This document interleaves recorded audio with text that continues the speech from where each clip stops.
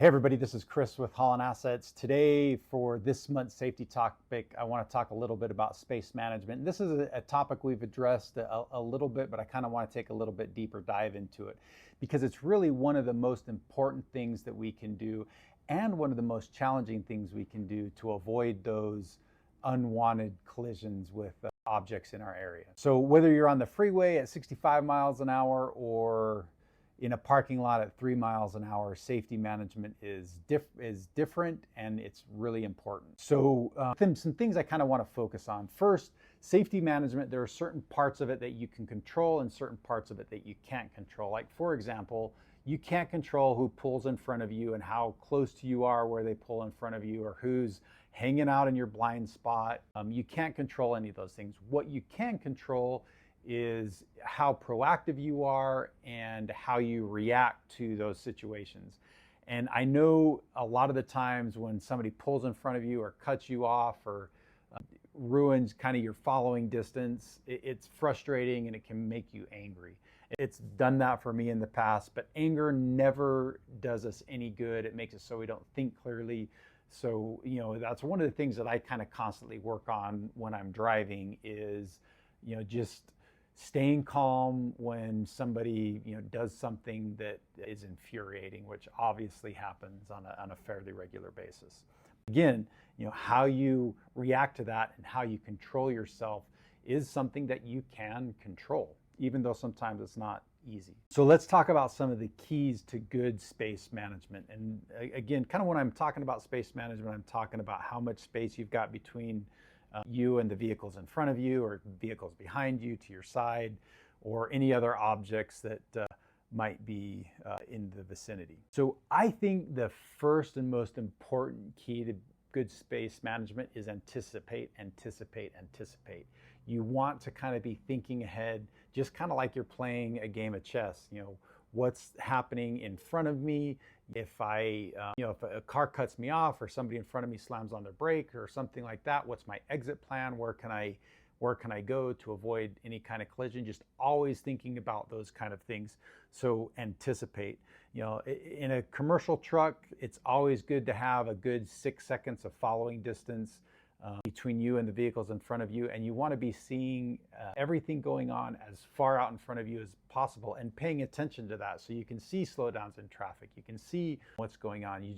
That anticipation is critical to good safe management and really just any kind of driving practice. So also along with that, you want to be scanning at all times, in front of you, to your side. Like when you're crossing an intersection, going through an intersection, you want to be looking at the cross traffic in both directions several times each way before you pass through the intersection, and even while you're passing through the intersection.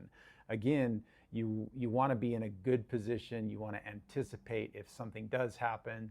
You already kind of have a little bit of a plan of how you're going to react, and you want to give yourself as much reaction time as possible. So, checking your mirrors, know what's going on to your sides, know what's going on in your blind spot. If there's a car hanging out there, either slowing down a little bit or speeding up, so you don't have somebody just loitering in your blind spot.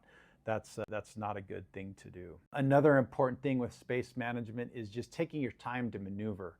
If you're doing a lane change, turn on your blinker, have your blinker running for as much time as possible to give other vehicles around you an idea of what you're planning on doing.